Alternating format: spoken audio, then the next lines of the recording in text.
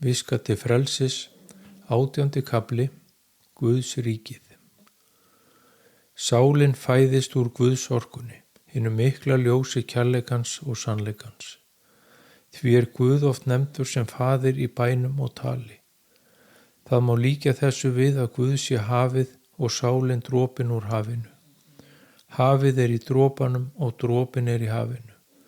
Guðs orkan kærleikurinn og sannleikurinn án skilyrða og eining alls sem þaðan sem allt upprunnið og þaðan sem allt kemur. Guðs orkan á ekkert upphaf og því engin endir. Upplag sálarinnar hinn mikli kærleikur sem býr í Guðs orkunni.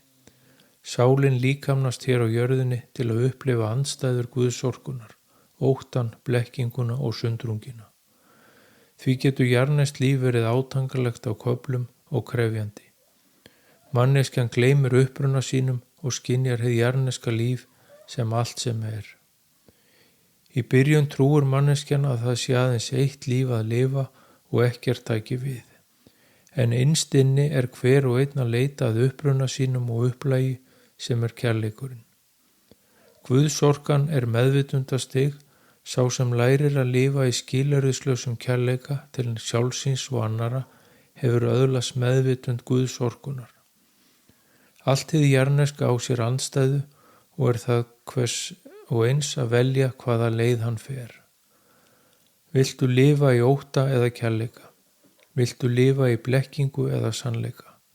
Blekkingin blindar einstaklingin og hindrar að hann rati rétta leið í Guðs orkuna.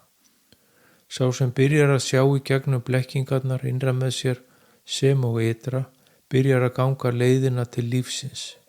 Smám saman nálgast sálin meðvitund Guðs orkunar og þegar því loks náð þá lýkur jarðneskum lífum sálarinnar og hún sameinast loks Guðs orkunni. Eftir því sem kærleikurinn eykst í brjóstinu og augun opnast meira fyrir sannleikanum, byrjar sálin að vakna innra með okkur og byrjar að stjórna lífi okkar og leiða okkur hinn rétta veg. Þetta hefur verið kallað að finna og lifa í Guðs ríkinu. Sálin hið guðlega innra með þér og það þitt að vekja hana og komast þannig til meðvitundar sjálfan þig og aðra. Sá sem stelur, drepur og eyðir fjarri Guðs ríkinu en mun á endanum iðrast og ganga veginn til Guðs.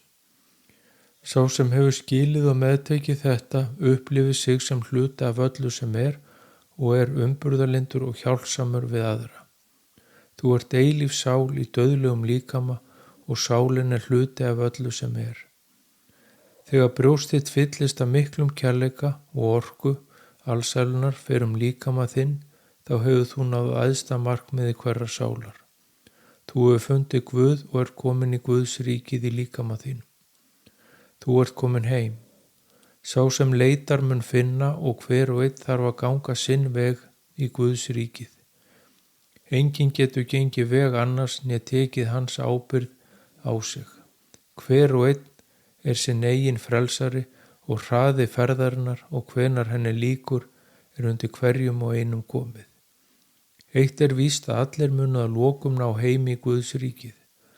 Sá sem fundið hefur Guðs ríkið hefur skynjað og meðtekið að hann hluti af öllu sem og byrjar því að hjálpa og leiðbeina öðrum að ganga hinn sanna veg.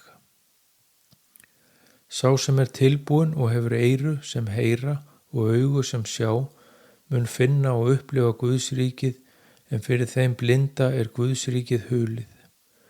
Tenging þín við Guð bein og milliliðalaus. Þó svo að einhver vísi þér veginn, þá tengingin og upplifunin alfarið þín.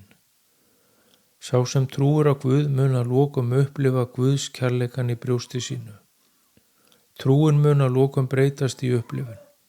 Lærðu að njóta hvers augnabliks í lífi þínu, opnaðu augun fyrir sannleikanum, opnaðu hjarta þitt fyrir kærleikanum, lærðu að skilja og meðtaka einingu alls sem og Guðs ríkið mun opnast fyrir þér.